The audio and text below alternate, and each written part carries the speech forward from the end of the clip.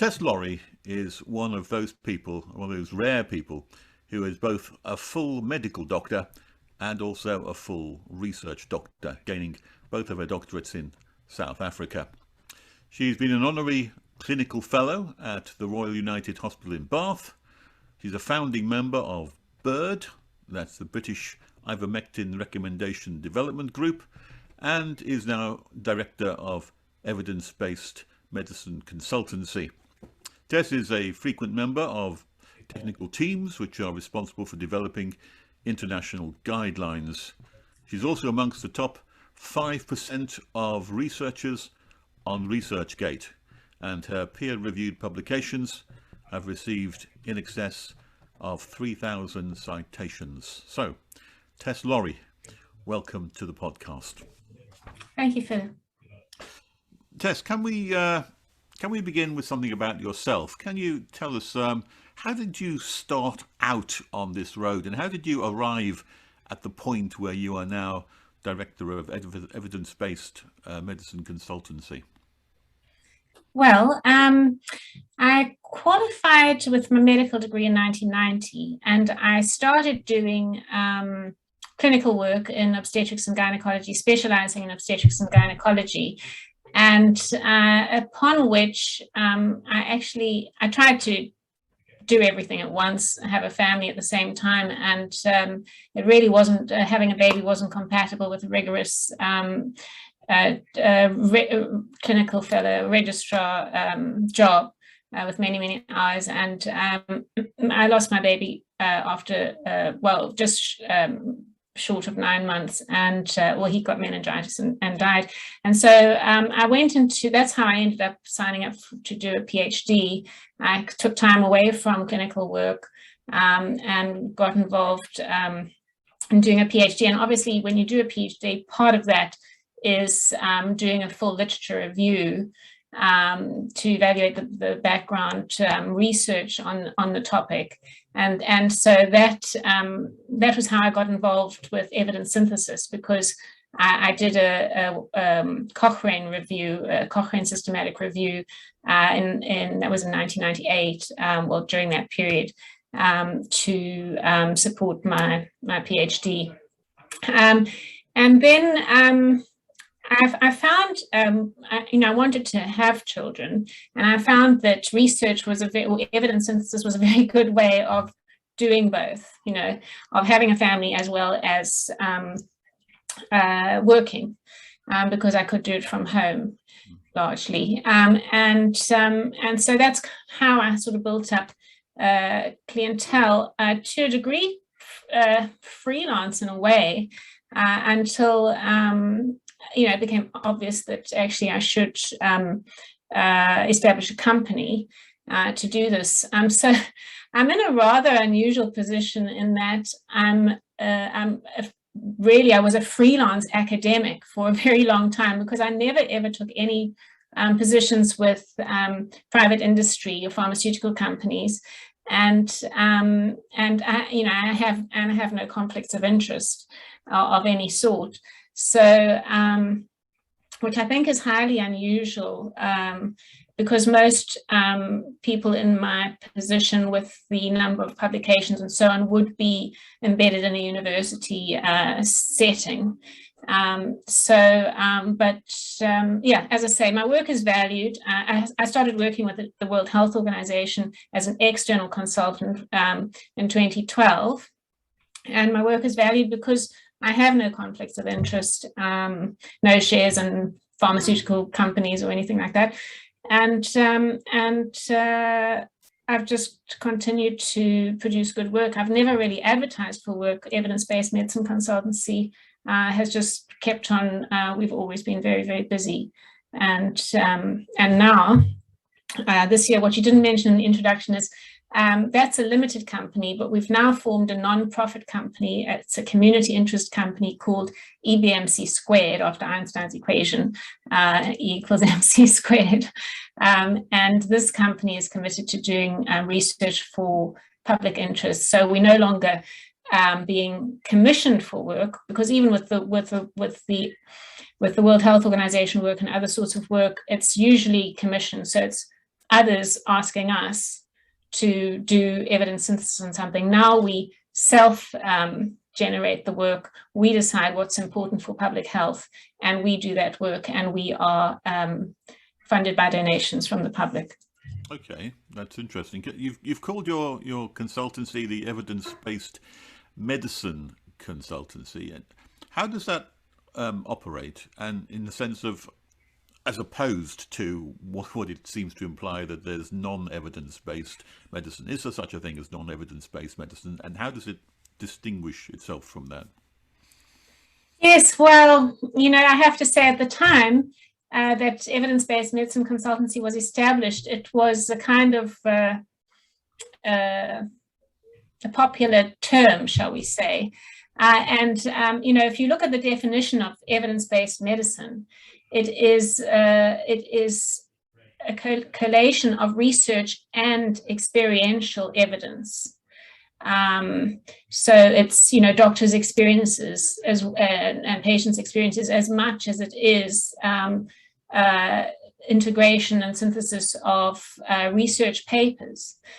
But the way that it's being used now is incorrect. It's to imply that only the scientific papers have any bearing on medical practice, and in fact it gets even worse.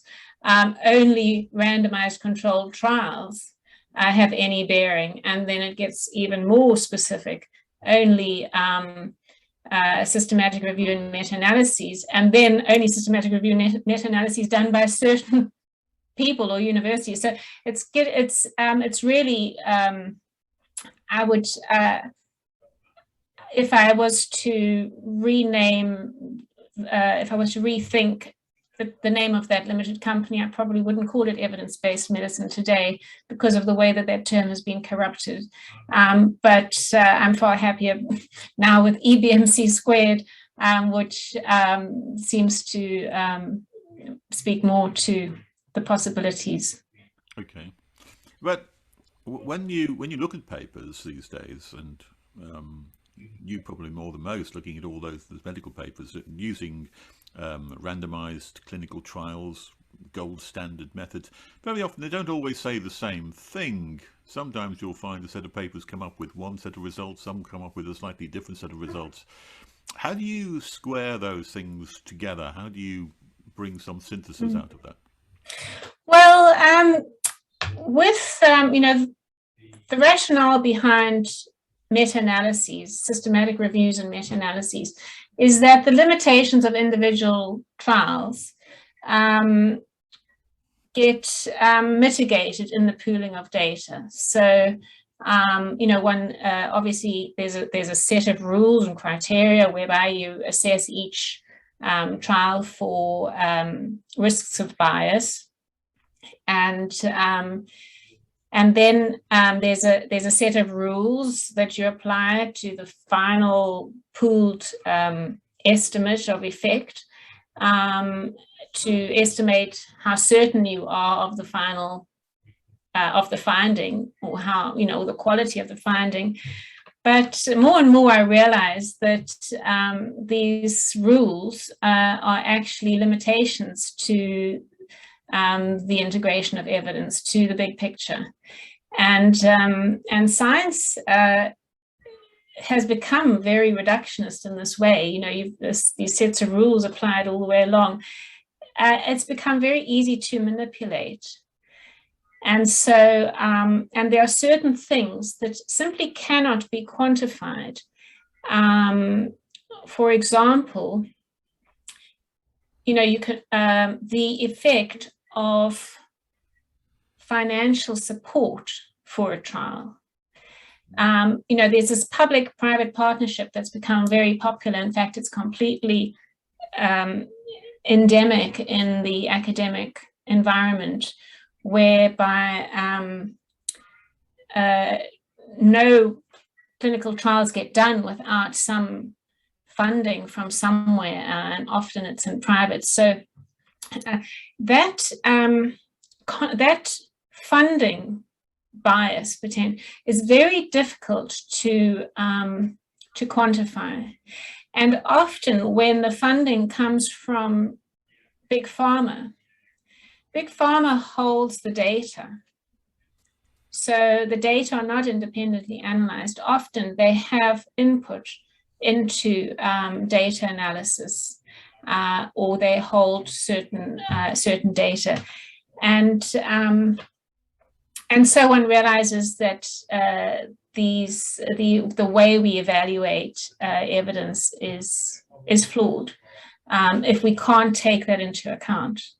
And do you get publication bias, where some things are published and some things are not published? Positive results tend to be published and negative ones not. Is that?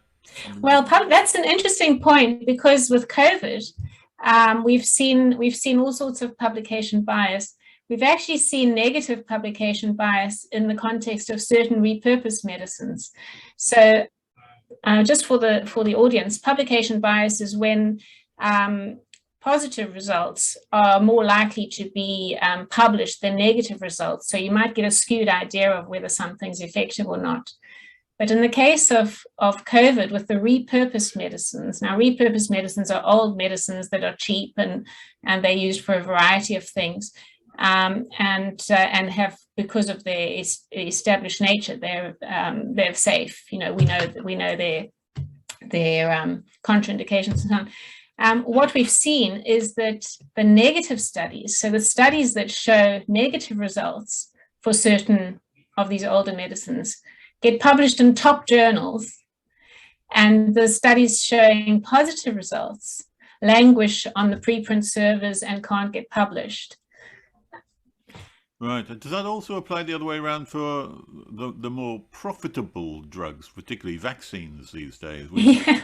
Well, I mean, a lot of the new drugs just get authorized on a press release by the BBC. They don't even have to go through peer review or publication. Many of these new medicines, we're still waiting for the results. Just turn my light on again. There we go. Has it surprised you how rapidly some of these? I mean, they've some of the vaccines, I understand, have not been licensed properly, but they have been approved, and their approval has been quite rapid. But of course, the situation is an emergency situation because there's no other treatments available. Philip, we've got a situation where. Sorry, I'm quoting the reason why they're given approval, because there has to be no other treatment available, does there? Otherwise, you can't get approval. Yes, that's true. That's true. But I think what people need to understand or to hear is that new medicines take at least 7 to 10 years to go from phase 1 trials to market authorization. And because a phase 1 trial takes several months, it involves maybe 30 or so people, usually. Phase 2 trial involves a few hundred and takes a couple of years, because you have to remember that time is integral to evaluating safety. You can't evaluate medium-term safety or long-term safety without time. Time is an integral component to evaluation. So, and a phase 3 will take years as well. And so, according to the FDA guidance for clinical trials, about 70% of trials of new drugs will make it through phase 1. About 30. Can I just ask you, because I'm not absolutely clear myself. I know there are phase 1, phase 2, and phase 3, but I'm not being medical in my own training. I'm not actually sure what the difference is between phase 1, phase 2, and phase 3. Well, after animal studies. So, firstly, a big pharma tries things out on animals, and then once they've, in actual fact, with the vaccines, those studies weren't even published before they moved on to the phase 1. So presumably they had some kind of review of those data. We don't, I don't know by whom. And then, so they were phase 1. Phase 1 is usually they're just testing dosing and safety. And they just test on a few people, volunteers, and then if it's whatever the criteria for safety are, it can then pass on to a phase 2. And there they're looking more at efficacy and safety. Safety is a component throughout. And then, whether it actually works. So in the instance of vaccines, they would be looking at blood markers and to see whether their antibodies are produced and that sort of thing. And then the phase 3, it would involve maybe a few thousand people. And that would again be more focused on safety, efficacy and safety. It would take 7 to 10 years to pull in all those data. So the fact that we have, and also if I could just say the phase 2 would have about a 30%. So you get 70% would make it from phase 1 to phase 2. You'd have 30% that would then make it from phase 2 to phase 3. And you'd have 25% or so, which would then make it from phase 3 to phase 4 marketing, post-marketing evaluation, because also once it's marketed, there still needs to be ongoing safety evaluation. So happened for the vaccines that we have for COVID? Yeah, so that works out at about a 7% chance of a new medicine making it from phase 1 to market. And we've just emergency approved a whole bunch of medicines. I'm sure one of your students would be able to calculate the odds of all of those medicines being making it to market in 7 to 10 years. Yeah. So what's your view of the safety of these vaccines then, on the basis that we probably don't know? Emerging evidence, emerging data are extremely concerning. So we do know now, but just based on common sense, and based on the way we know we establish whether something's safe, I would never have thought that emergency use authorization of these new types of vaccines would have been, would have been a sensible thing to do. Right. Have they not proved to be effective though in the let's call it a trial?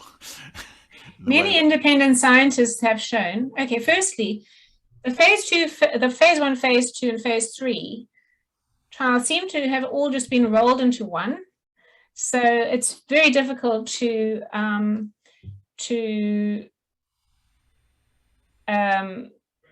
distinguish between them all. They seem to have just been rolled into one. There's been no independent evaluation. Independent scientists have tried and many independent scientists are showing that the data analysis are extremely flawed. For example, there are so many errors in the Pfizer trial in terms of the randomization procedure, in terms of data collection, in terms of analysis, that in actual fact, the efficacy, I think they showed with Pfizer 90% efficacy or something. Those data are very sensitive because they had some so-called protocol deviations that were taken out of the analysis. And those data are very sensitive to tweaks to those data, and so you can very easily that number can very quickly come down. And what we're seeing anyway, and what we're even hearing from the government, is that the vaccines are not working very well. And if there is immunity in the beginning, well, it wanes. The government says it wanes, and independent scientists have been saying it will, and it does for quite some time, but are not being heard. So we have a situation where, we have these new therapies which are not traditional vaccines. And I think people have not been informed about that. People think these are just the normal old vaccines. You just go and get your jab and then get on with your life. These are not normal style vaccines. They are gene-based vaccines. So it's a completely new technology that has never been successful before. So it seems it never been reached the point of market authorization. So we have a totally new technology that hasn't gone through the full testing thing, and yet the authorities around the world have seen fit to authorize emergency use. But they have been caught between what I would call Scylla and Charybdis, or the Americans might call a rock and a hard place, in the sense that because of the emergency, you don't have 7 years to test these things, do you? So what should they have done? Well, they should have used early treatment. There's safe old medicines that can be used to treat COVID, and are shown to be just as effective. Well, certainly shown to be some of them have been shown to be just as effective for prophylaxis, or potentially more effective for prophylaxis than the vaccine. So we've got treatment for COVID. People should not have been told to stay at home until they get really sick and then go to hospital. We always treat infections early. That's been quite a staggering thing, which I didn't appreciate until I listened to a video by, I think his name was Peter McCulloch, over in America, who's a top medic there, and pointed out that most hospitals didn't have a treatment regime for COVID in place at all, which is very unusual, and that everything was being relied upon for just vaccines and these kind of prophylactics. I think everybody's kind of starting to realize that things aren't adding up. Yeah. In the UK, we have even when people get to hospital, they're put on ventilation if they're in ICU, and and still offered remdesivir, which is harmful. Actually, it costs $3,000 or something, or pounds for a course of treatment. And it causes kidney damage in 20% of people. So, it's actually a dangerous medicine. It doesn't work. And this is still in the UK's, the NHS protocol as an option for treatment. So all of these medicines that seem to be promoted by our UK authorities are authorized on preliminary. They seem to be authorized on preliminary data, or not independently peer-reviewed data, and they seem to be very expensive, and they're new medicines that we don't know their long-term safety. Okay, so let's move on to the other area which I wanted to talk about, which is the ivermectin area. This is a treatment which is offered by certainly some countries, but not by all countries around the world. And in fact, that in some countries it's been cast into the role as a kind of bogeyman, or a fake treatment. I was looking at the Australian Department of Health website, and they've banned the use of ivermectin and cheap drugs of that nature for COVID. And what they say is ivermectin is not approved for use in COVID-19 in Australia or any other developed countries, and its use by the general public for COVID-19 is strongly discouraged by the National COVID Clinical Evidence Task Force, the World Health Organization, and the US Foods and Drug Administration. Why is it that authorities around the world are so much against these kind of treatments then? I can only give you my opinion, really, Philip, in terms of the why, because it is, I think for most people, it's a really difficult thing to get their heads around, the fact that there's been early treatment available since last year, effective early treatment, and yet they've heard nothing about it and not been supported. And many people have died unnecessarily because they haven't accessed early treatment. In my opinion, it's because the vaccine rollout, well, wouldn't have been necessary, because people would have got better, and there wouldn't have been this fear around COVID. So you wouldn't have had the uptake with the vaccine program if people had known that they could have just used safe treatments early. If I could just explain, I think also authorities haven't really explained the pathology of COVID, like what actually happens, okay? And I think once you understand what happens, you understand how important it is to treat early. With COVID, you have the first part. Once you get the virus, and you experience a sort of, it is a kind of flu-like illness, nasal and fever and those sorts of symptoms. And then, you know, after a couple of days, loss of taste and smell. It's a little bit, obviously varies by person to person, but the first part is viral. And then it takes a while for your body's antibodies and cells to, your fighter cells to kick in.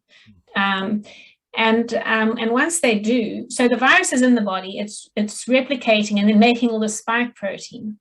And so after a few days, your immune system has got into place. It's ready, and it starts to fight these spike proteins, and that causes inflammation. Okay, now those spike proteins like ACE2 receptors, and there's loads of ACE2 receptors in the lungs. And so you end up with this battle taking place in the lung tissue, and also in blood vessels. So if you don't treat COVID, okay, early, you're going to allow this inflammation to continue. And when you've got that inflammation happening in the blood vessels as well, you then increase your risk of clotting. So COVID is a disease primarily of inflammation and clotting. And the longer you leave it, the more likely you are to have those, to cause damage, you know. So most people, you know, I mean, most people recover. But the reason we have so many people with long COVID and persistent symptoms, and also why, you know, you want to avoid damage, because once everything's healed up and you might have scarring in the lungs from all this inflammation that's been taking place. So what you want to do is you want to treat the virus early on, and you want to follow it up for quite a long time, because you might feel good, like after 2 or 3 days, day 2 or 3, you might actually feel like you're on top of it, you've got rid of it and that, but there's a kind of a bounce back. And this is very commonly reported by doctors and people who've had COVID around about day 7. They think they're doing well, they maybe start going back to work or seeing friends or whatever, but around about a week later, there's a sudden relapse where they become chesty and coughing, very, very tired, and then also, you know, some people do have clotting issues. So it's really important to treat early, and you want to just treat it so you want to approach it with things like I won't even mention ivermectin. I will. Ivermectin, okay. It's a very effective, safe medicine for COVID, but also aspirin, an aspirin a day to stop clotting. Of course, you know, you've got to know your risks. If you don't take aspirin for whatever reasons, then you don't take it now either. Or if you're on other anticoagulants, you're not going to need aspirin. But aspirin daily is very good for blood thinning, and it's also good for pain and fever. You want to be taking high-dose vitamin C, which is very effective for viral infections and inflammation, vitamin D and zinc, and also antihistamines, because that inflammatory process is actually it's an allergic response. Your body is in a state of allergy. It's an allergic response to that viral spike protein, which is toxic, and so antihistamines help. I know holistic healers are not that mad on antihistamines, and they prefer other ways of supporting the immune system. But antihistamines are something that we have at hand. They're easy over-the-counter things, and so they're a very good medicine to take, and can help people with long COVID as well, because it's that persistent spike protein in the tissues that we really need to A, get rid of, and B, just ameliorate the effects of.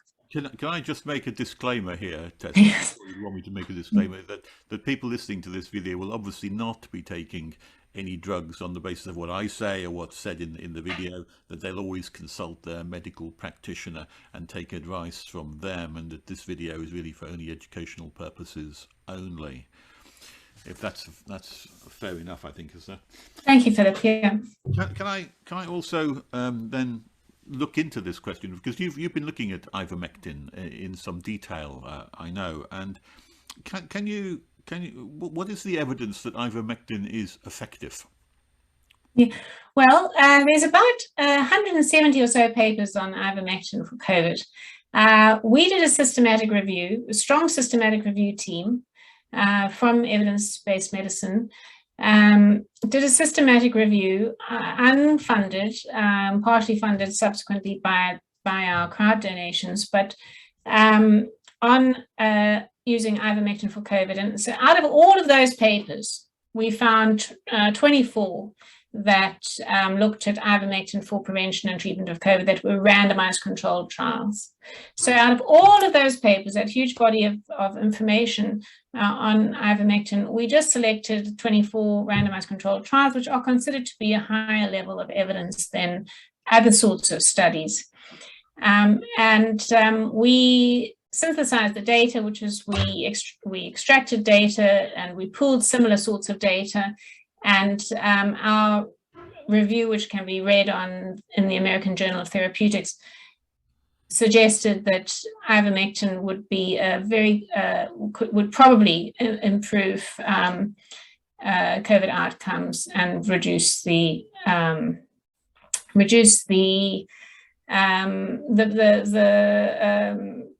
of the pandemic, basically. Sorry, I'm getting a bit tongue-tied. But by how much, Tess? So how much we did? Well, so with our original analysis of deaths, because you have to remember a whole pile of different outcomes. So we chose the effect on death as our primary outcome, because it's pretty difficult to fudge death. It's fairly objective. But there has been criticized, since. But then many outcomes is time to PCR negativity, viral clearance and all that stuff. So other papers have shown, other reviewers have shown reductions in those things and improvements of those outcomes. But we specifically chose the effect on death, and we showed a reduction in the first paper, if I can recall correctly, of about 72% reduction in deaths with ivermectin. But then, there's been a persistent, shall we say, kind of intention to dismiss the ivermectin evidence by certain groups, and so they've kind of gone into each study to determine whether these studies can be dismissed from the analysis. So there was one study by Egyptian Professor Al-Ghazar, and that hit BBC News and The Guardian.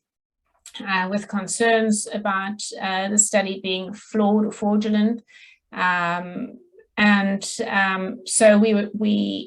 that hasn't been confirmed yet by the authors, but we did an analysis to remove that study and check how it impacted our findings, and it reduced the estimate to 49% reduction in deaths. But what you have to understand is, so we found moderate certainty evidence that ivermectin reduces deaths by around originally 72%, after Al-Ghazar was removed, around 49%. And there's a range, not a confidence interval, not a range, which is the interval where we would be confident the real estimate, the true estimate, lay between.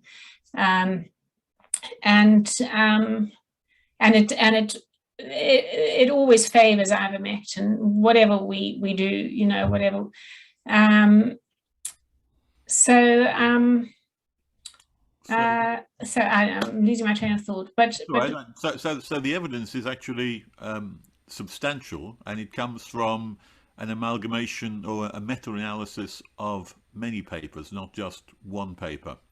Yes, Philip, but the limitation of our review is that we didn't include all the other studies that tend to favor ivermectin. There are a few studies that don't, but the preponderance, the great preponderance of evidence favors ivermectin, be it an observational study, even a mechanism of action study. There's so many papers that support the use of ivermectin. But you were just looking at random controlled studies? Yes. So as I say, we included 24 randomized controlled trials, but there are case control studies. There's other non-randomized studies. There's observational controlled studies, and as I say, observational control study as opposed to a randomized control study. I should know that.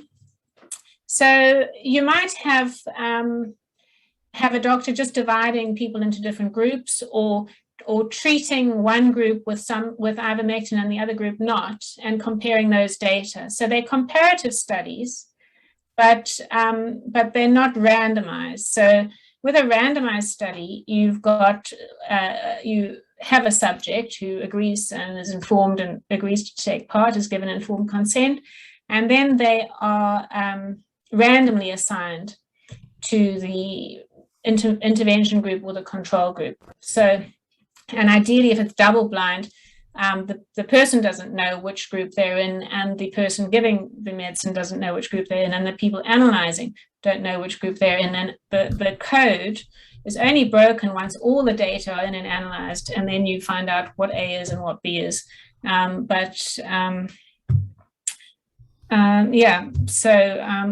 We didn't include all those other sorts of studies. And if you look at the evidence pyramid, I'm sure many people are familiar with that now. At the top of the pyramid, you have the meta-analyses and reviews, and then just below that, you have randomized controlled trials, and then you have observational studies and so on. And at the very bottom, you have expert opinion and consensus and so on. So, for students who are doing masters and PhDs in that, according to the way the evidence for COVID has been utilized by the authorities, if you are not doing a randomized controlled trial funded by Big Pharma, your evidence is basically considered worthless. Wow. So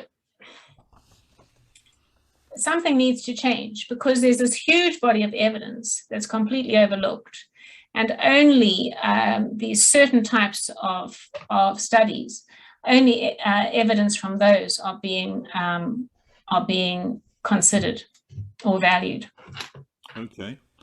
But your studies have shown that even if you only consider the randomized control. Oh, yes. Yeah. But there's a whole lot of other, it's so frustrating because, yes, not only did our review show that ivermectin works, when you just look at randomized controlled trials, when you look at the observational studies, it shows as well. When you look at the broader picture, when you look at mechanisms of action, ivermectin works in many different ways, which makes complete sense in the context of COVID. It will work. And then if you look at doctors' experiences, which is now, and also country case studies like Uttar Pradesh, where they actually, and in Honduras, they actually rolled out treatment kits to people, and El Salvador, they actually give treatment kits to people when they test positive that contain zinc, vitamin D, doxycycline, and ivermectin, and they have really fantastic results. So to just allow this narrow focus on getting narrower and narrower, like there was a subsequent review that was done by a German group, a Cochrane review. It's in the Cochrane Library, where they just whittled away everything, so there was nothing left, and they just, after this, all of over 100 studies, and they ended up just including a few and saying there's not enough evidence. Meanwhile, doctors are using this medicine all over and saying it works, and there's people who've used it, myself included, and it makes a dramatic difference. So I understand in Uttar Pradesh they've reduced the cases down dramatically. Yes, by using this, so that we once thought that India was going to be a huge problem area for people with COVID, but now it seems to have been cut quite heavily. Well, the irony is, Philip, that when all of that, when Uttar Pradesh was happening, the death rates in Uttar Pradesh never ever got anywhere close to the death rates in the UK. So whilst, the BBC and all of the media was saying, tragedy and impending disaster in Uttar Pradesh, the death rates in Uttar Pradesh are around 300 per million population. In the UK, we're more like 2,000 per million population. You think we might learn from something like that, wouldn't you? You would think we would. Yes. Tell me, does that mean that ivermectin reduces viral load as well and reduces transmission? Yes, it has been shown. There are a number of studies that shows that ivermectin reduces transmission and viral load. So if you give ivermectin to household contacts of someone or if you give it just to a person with COVID and also to their household contacts, the chance of passing it on are virtually zero. Wow, that's certainly worth investigating further then, isn't it? And it's surprising that the authorities don't take this more seriously. It's quite bizarre, really, I would have to say. You'd think that they would be looking for every possible avenue to be able to solve this problem, and it seems that some avenues are just not being explored at all. Well, as I say, things don't add up. If you look at how molnupiravir has been approved, literally on a press release, it was pre-bought before they even finished their studies, and the MHRA document shows that they're only sitting with interim data. So they've got interim data on a brand new medicine. They've approved pre-bought and are prepared to roll out to the population for high-risk people. And we have been trying to get at BIRD, British Ivermectin Recommendation, we have been trying to get an appointment with MHRA to facilitate the approval of ivermectin for months. And what's the outcome so far then? We're just filling in another form as we speak. But there's been no attempt to facilitate. So one just wonders this close relationship that the MHRA has with farm companies that facilitates these approvals within the space of a couple of weeks or pre-facilitates it. And with the old medicines that are cheap, that have no profit to be made and have no advocate, big industry advocate, just get completely ignored, and us who are advocating for it just get kind of fobbed off all the time. I must tell you, with the numerous correspondences we've sent to MHRA with all the evidence saying, here it is, please look at it, take it forward. We get comments from Pete and Bob and, no surname or anything, completely just, saying, thank you for your views. Huh. So as an expert, I send the evidence, they respond from Bob or Pete saying, thank you for your views. And then a little paragraph saying there's insufficient evidence, and then usually quoting an inferior document to support that claim, or another organization's position like the FDA, which states that they haven't reviewed the evidence on ivermectin, but it shouldn't be taken because it could be dangerous. Which is astonishing, considering that I'm told about a third of the population of the Earth has taken ivermectin for reasons of scabies and those kind of issues. And the people who devised it have won a Nobel Prize for it. And it's on the World Health Organization's list of essential medicines. Yeah, it won the discoverers won a Nobel Prize for it in 2015. And I have to say, another thing, that makes it different, ivermectin and new medicines, is that ivermectin and older plant-based medicines are discovered, they're not developed. And the way that the new medicines work is they develop a molecule, and then they try and fit that molecule to a disease. So it's kind of the tail wagging the dog, rather than trying to address root causes and discover safe options that can address the root cause. So it's always sort of treating symptoms. The other thing, while I've got you here, because you're an academic, and I seldom get a chance to speak to these people in the universities, but again, a message for your students, because it used to be that the professors and whatnot